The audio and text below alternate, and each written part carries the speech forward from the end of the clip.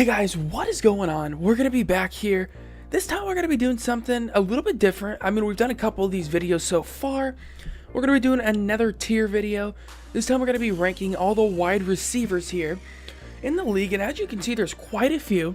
And I know my tiers have been going on quite a bit long for the video. So I'm going to try to get through this one a little bit faster, even though there's quite a few more positions. Let's go ahead and start. Let's do Deandre Hopkins. Let's throw an elite receiver right up there. I mean, he's elite. He makes insane catches every year. He's definitely in the conversation for the #1 receiver. He's very young. So I feel like, to be honest, if I had to pick a #1 receiver out of the whole league, I probably would take him. He's one of the younger elite receivers. All the other elite receivers are getting up there in age a little bit. So he's definitely got a lot of upside being very young. So he's in a decent situation as well there in Houston with Deshaun Watson. So I'm going to put him as an elite wide receiver. Let's go ahead and move on with Devontae Parker. Let's do. I'm going to say he's an above average receiver. He definitely, I think, is. He's a nice red zone threat. He's a possession receiver. He's not going to blow you away with his speed, but he's got a nice catch radius and a decent size there to be a red zone threat. Moving on, let's go ahead and do Kenny Stills. Again, I'm going to probably put him in the above average category. Miami has two nice receivers here.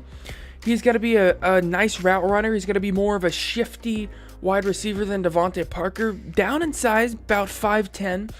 But I like his route running ability. He's still got decent hands.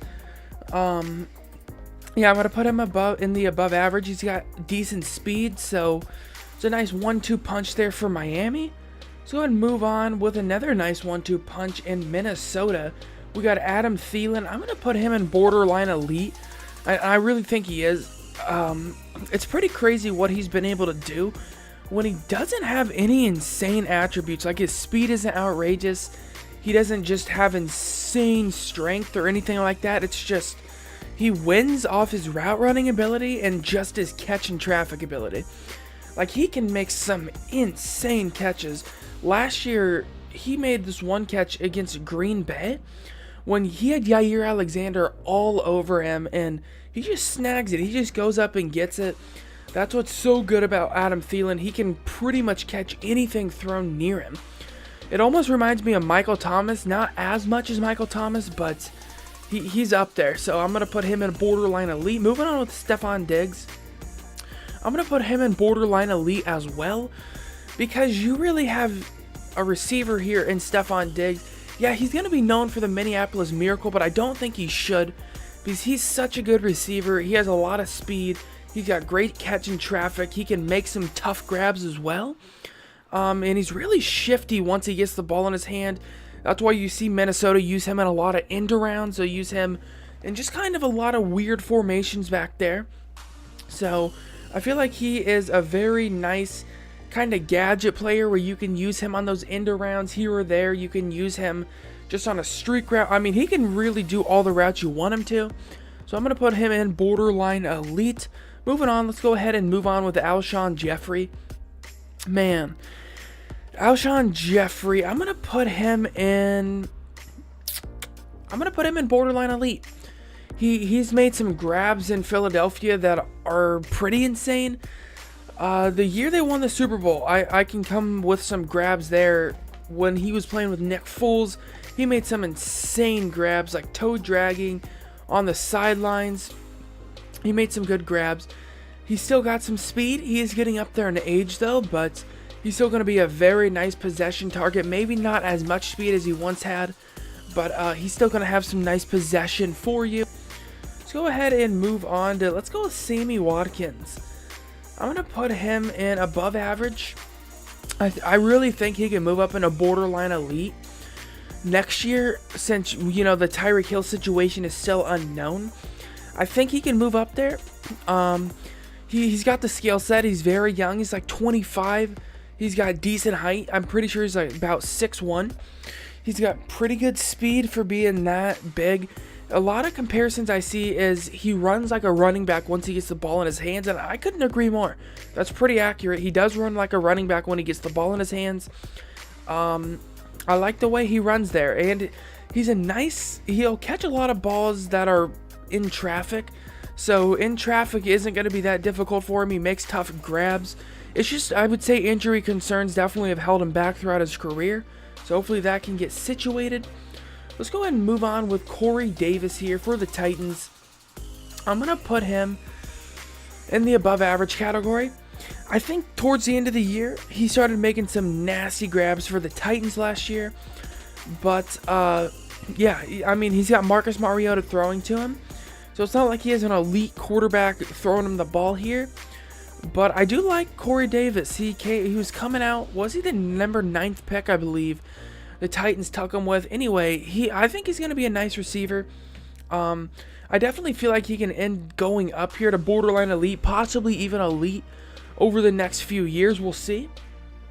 Let's go ahead and move on with Fitzgerald. And you know what? I don't want to do him dirty, so I'm going to put him in the borderline elite category. You know, he's still playing. He's still doing the thing here. I mean, what's he in? His 15th, 16th year now? Still playing in Arizona. More of a slot guy now. He's not going to really get the outside snaps just because he has lost a little bit of speed over the years. But, I mean, he's shown he can still make insane grabs. Last year when they were in that OT game, he came out and he made that winning grab, and that was an insane grab. That's kind of the story of what Larry Fitzgerald can do. He makes great grabs every year, and I think he's going to continue to do the same thing as long as he plays there in Arizona. This time it's just going to be with Kyler Murray, so hopefully, you know, they can do something with Larry Fitzgerald before he does retire. Let's go ahead and move on with Kenny Stills. Kenny Golladay. I'm going to put him in the average category. He's shown flashes there in Detroit. I really think he has shown flashes. He's another one of those big kind of red zone threat receivers. He doesn't have a whole lot of speed. His 40 probably isn't going to blow your hair back, but his catching ability is pretty good. So in the average category, he's had some drops here and there, but I think he's shown flashes to at least get in the above average category. He's pretty young, so we'll see what he can do. I'd say he should at least be able to move up here next year, but we'll see. But from what I've seen from him so far, I'm going to put him in the average category. Moving on with Marquis Goodwin, I'm going to put him in the above average, and it's just going to be purely based on speed. I mean, speed kills, and that's true. It is true. When you have as much speed as Marquis Goodwin, his route running isn't even probably above average good. Like maybe deep route running, but he definitely needs to work on his route running a little bit. I'm excited to see what he can do with Jimmy G next year. Hopefully he comes back healthy. But yeah, his speed alone is going to get him in the above average category. All right, let's go ahead and move on with Juju Smith-Schuster. And I don't know if I want to put him in borderline elite yet, but I'm going to put him in, you know what? Man, I think I got to do it. I think I actually do got to put him in borderline elite just because of how productive he's been in Pittsburgh. And I know you could say, well, he did have Antonio Brown taking double teams almost every snap, and that is true most likely. But I think his skill set is still really good. When he's played there with Big Ben, he's got a lot of targets, and he's really done the most with him. I can think probably the most memorable play is when they played New England, and he got that ball when they were down, and he literally took it to the 5. That was a nasty catch and run by him, and he's got a lot of speed. It doesn't look like it, but once he get the ball in his hand and he starts getting rolling, his speed can get up there. He's a nice red zone threat as well. He makes tough grabs. He's really the overall package, so I think he can end up being an elite receiver for sure. I think he can end up making that Antonio Brown trade not look as bad as it was if he ends up in that elite category. Right now, I think he's borderline elite, but we're really going to see what he's made of when he doesn't have Antonio Brown next year taking all the snaps or all the double teams away from him. He might get double teamed here or there, so we're going to see how he kind of responds to that. Let's go ahead and move on with Brandon Cooks here. And I got to put him in the borderline elite category. I really do. Because he's just shown wherever he's playing, he's done well. I mean, he was in New Orleans for a while. He did well there. Got traded to New England. He had a good year there. Got to the Super Bowl. kind of got a real, could have even turned the tides of the Super Bowl when New England played Philadelphia. He got knocked out, was it the first or second quarter? And I kind of think that kind of changed the game, to be honest. Because you take a deep threat away like Brandon Cooks, that's going to really change a lot of the momentum and really just change the way the game was. So I'm not going to say that's why Philadelphia won, but it could be a huge factor of why they won. Let's just leave it at that. Let's go ahead and move on with D.D. Westbrook. I'm going to put him in the average category. D.D. Westbrook, he's shown decent playability. I mean, he's done some one-hand snags there in Jacksonville. You got to think now, he's going to have a quarterback that can throw him the ball that isn't Blake Bortles. So he should be able to get some better snaps. I'm excited to see what he can do with Nick Foles. And he might have a very good year next year. Let's go ahead and move on with, let's just go Tyreek Hill. Again, his status for next year is unknown. And I definitely, I'm not with, what he did in the child abuse allegations or anything like that. I'm just going to base him on what his skill level was playing. So I'm going to put him in the borderline elite. I think that's fairly obvious. His speed was second to none. That's really it. His speed is just insane. Probably one of the fastest players in the league ever, I would have to say. That's why I'm going to put him in borderline elite. But again, you don't know if Kansas City's just going to straight up cut him. I guess the NFL did come out and say, Roger Goodell said they're going to wait for the police report to really come out and see what happens there. So it's still unknown. It's kind of weird that not a whole lot has been said yet about Tyreek Hill, but I guess we'll see in the future here. Let's go ahead and move on with Jarvis Landry. I have a lot of borderline elite players here. One of the only ones that I'm kind of questioning is going to be Alshon Jeffrey and Juju Smith-Schuster, but it is what it is. Let's go ahead and move on with Jarvis Landry. He's going to be another borderline elite guy. I mean, his stats speak for itself. He's like, first or second in receptions over the last couple of years. He's really proved himself. I mean, he played in the Dolphins and did that for a while. So it's pretty impressive what he's did. And it's probably going to be even more impressive next year now that they do have Odell, who's going to be an elite player. So moving on with Odell, he's going to move to the Browns, and that's a great situation for him to be in. You got a quarterback now. You have some very good receivers where you probably aren't going to get double teamed every play, or at least shouldn't in Odell. He's an elite receiver. He's really the only question mark he has is the playoffs. When the first playoff game he played, he made some head-scratching drops, but I think he comes back from that.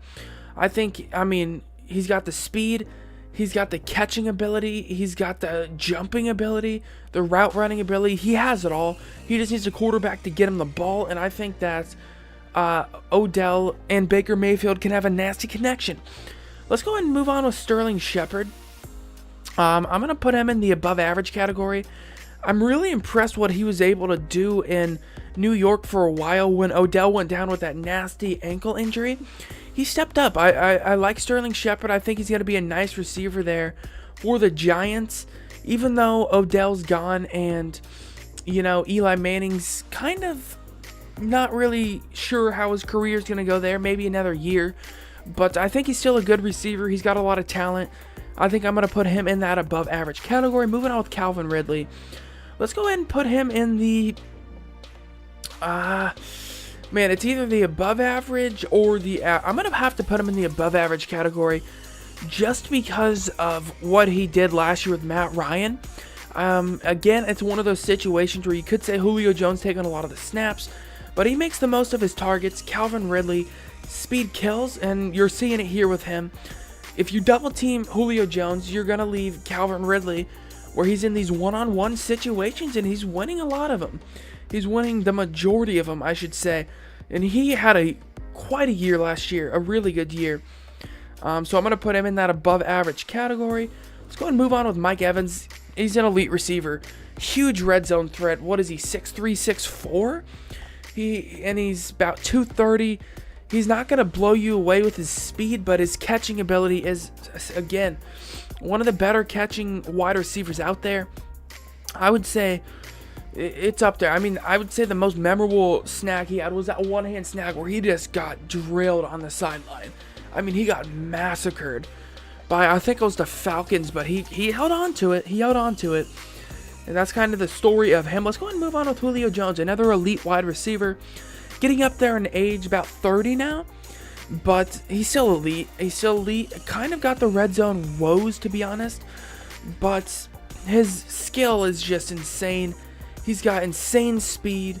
He's got a good frame to work with. He can make all the routes you want. He can make all the catches you want. Diving catches, you name it. He's an elite receiver. I mean, that's really all you can say. Let's go ahead and move on with Nelson Aguilar. I would say 2 years ago, he was below average. I'd say he finally got back up to average. You could say above average, but I'm going to say average here. You got him and Alshon Jeffrey. I really like him in the slot. I think he's found his home in the slot. That's why I'm going to put him in the average category, because he's not really going to be one of those outside guys, but when he plays in the slot, he's really good. So, yeah, the Carson Wentz connection with him is good. I'm going to put him in that average category. Let's go ahead and move on with Tyler Lockett.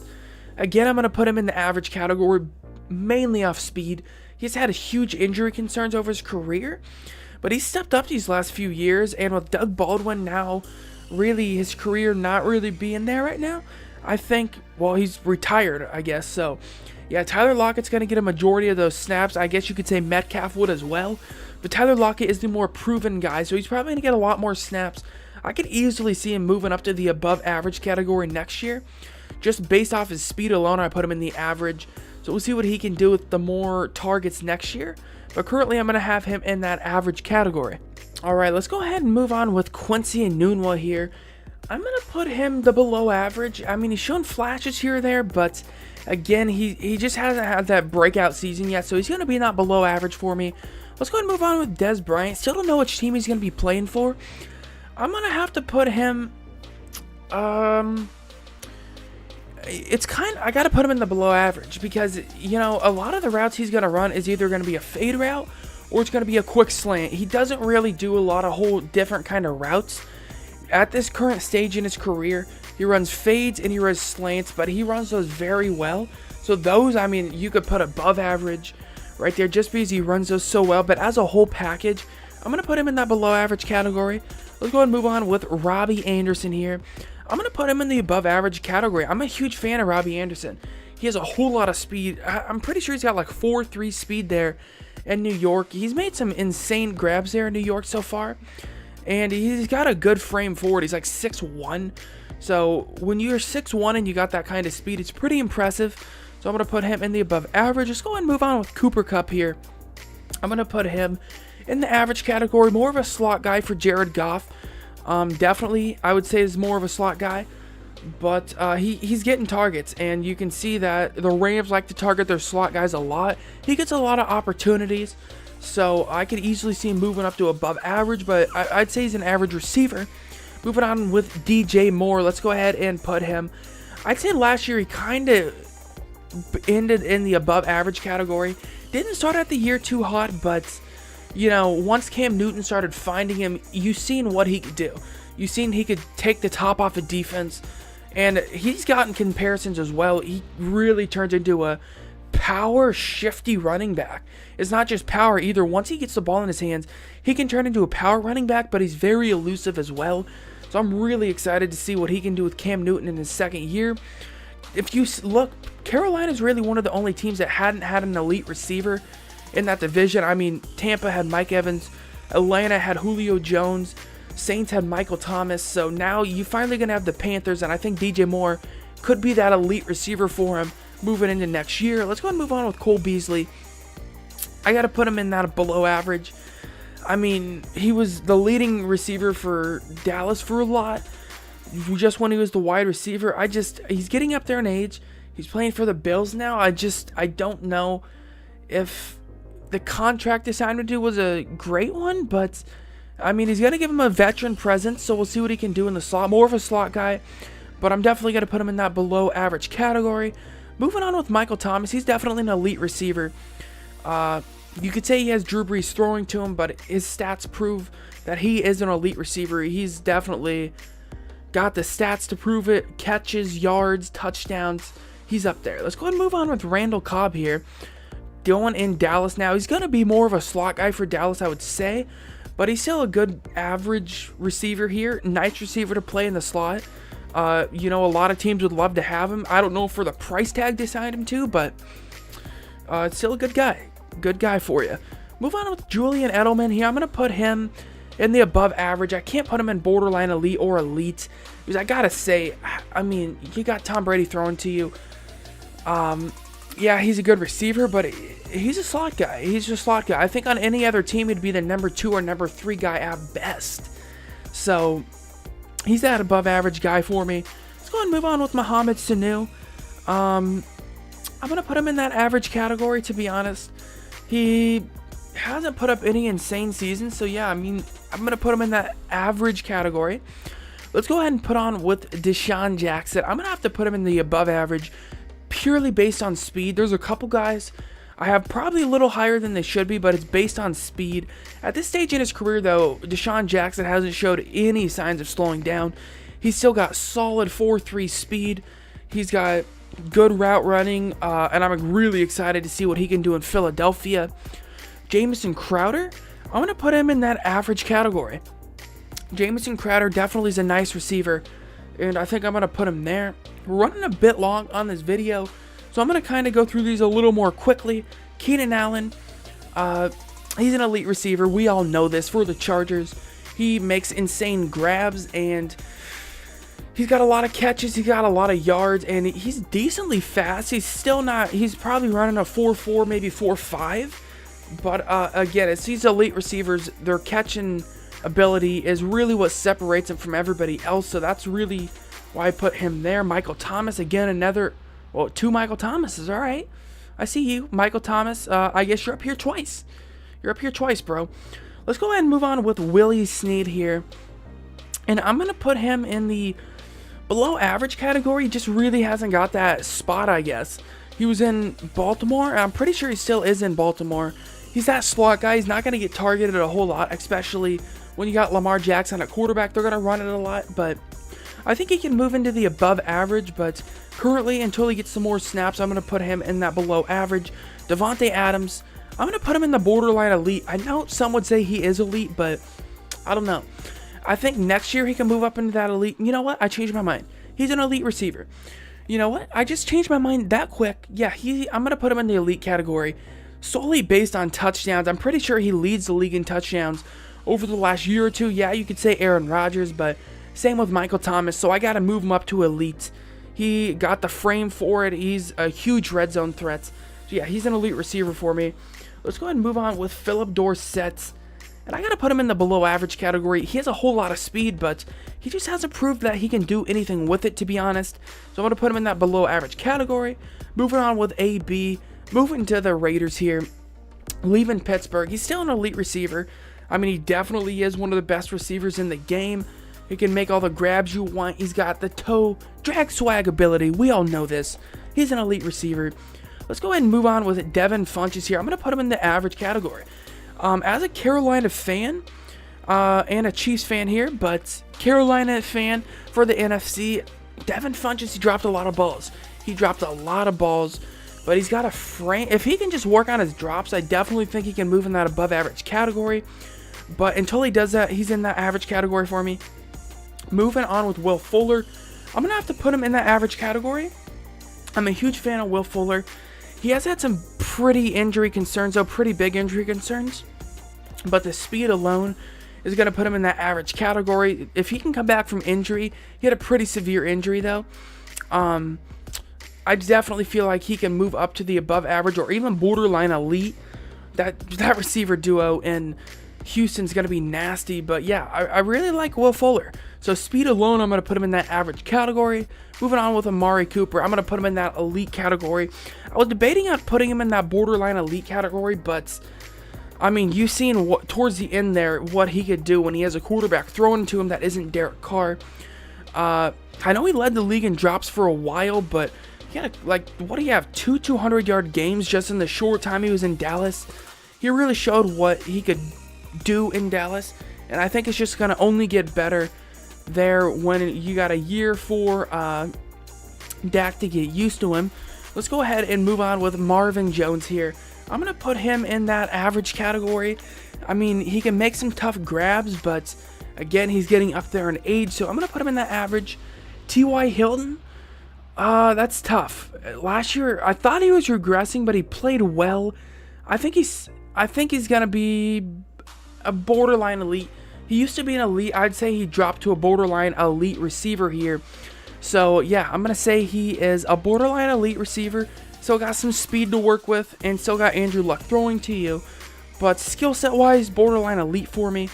AJ Green, I'd say he used to be an elite, but I'm going to have to say he would drop to a borderline elite receiver.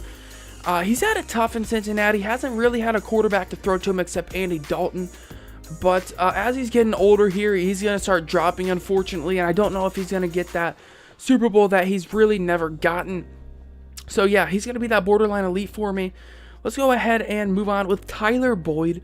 I really like Tyler Boyd. I would say he was in the below average. Last year, he moved up to the average category for me. But I think he could even move up more this year. He really kind of stepped up there in Cincinnati. And I really like his game. So I'm going to put him in the average category. Let's go ahead and move on with Emmanuel Sanders here. I'd say he's dropped off the most. And after a devastating injury, I'm going to have to put him in that below average category. Yeah, he had a real devastating injury. I don't know how he's going to come back from it, but yeah, his skill set definitely was in the decline, and this might just take it into his career. I'm not sure, but he's going to go in the below average category for me. Moving on with his replacement, most likely, Courtland Sutton. I'm going to put him in the average category. He showed flashes last year of what he could do, and I liked what I seen. So average category for him. Let's go ahead and move on with AR-15. He's going to go in the borderline elite. I know he didn't have a whole great year last year, but you got to know that Chicago's offense is not going to really be the traditional offense. They're going to use a whole lot of trick plays. As you've seen, Tariq Cohen was a main focus, and you got Trubisky thrown to AR-15. I really think he's still an elite receiver, but just the year last year, I'm going to put him in borderline elite. But I still think he's an elite receiver, in my opinion. It's just, you know, he didn't really have the year to really go up to elite, but he's an elite receiver. Let's go ahead and move on with Golden Tate here. I think he's an above average player. He's up there in age again, but I think he's probably most well known for that winner in Detroit when it was it overtime they won? Or it was against Minnesota, whatever it was. It was an insane grab. He fell into the end zone. Pretty Golden Tate-like. If you I've seen any of his games, you know, he's a bit cocky, so you could imagine him falling into the end zone like that. Let's go ahead and move on with Mike Williams here. I'm going to put him in the above average category. He made some really good plays for the Chargers last year, and I can only see him improving in his game. So I'm going to put him in the above average category. All right, moving on here. Let's go ahead and go with Robert Foster. I'm going to put him in the below average category. I mean, he showed a couple flashes, just to put up a whole grade of a season. So yeah, he's going to go in that below average category for me. And then let's go ahead and move on with Robert Woods. I really like his route running ability. I'm going to put him in the above average category. We got a lot of people there, but yeah, he's going to go in the above average category. His route running is real nice and slick. If I had one word for him, it would be slick. I mean, a lot of his moves, he can do it real effortlessly, change routes effortlessly. I really like him. I'm not going to lie, there's one receiver, I'm just not sure who this is. He has no uniform, so I can't really look up the wide receivers' names, but I'd say that's pretty good. I mean, we went through like 40 receivers here, and yeah, so we'll leave this guy. I'm not sure who he is. You can go ahead and leave it down in the comments of who he is, but I just can't find it. I was trying to look it up, and I just can't, bro. So that's going to do it. If you guys did enjoy, please make sure you hit that sub button. That'd be greatly appreciated. And also, you can find my Patreon link down below in the description. And what you can do there is, I have like tiers. There's a $1 tier, a $5 tier, and like a $20 tier, I believe. And each tier offers different effects. Like the $1 tier, you can get early access to my running back career mode and such. And then once you get to the $20 tier, there's like unseen rebuild you guys can get. But if you guys cannot, I fully understand it and just appreciate you watching. I do want to give a shout out though to Powerlifter or Matt Stone. You might see him in the comment section. He's my first Patreon supporter, so I really do appreciate that. And I appreciate all the support you guys have shown me lately. We're over 70,000 views already, almost at 71,000. And about 420 subscribers. So, you know what? 420. 420, guys, alright? But, I really do appreciate it, guys. And I will see you guys next episode. Make sure you let me know if you guys want to see more of these tier lists. I really do enjoy making these. So I'll see you guys next time. Peace out.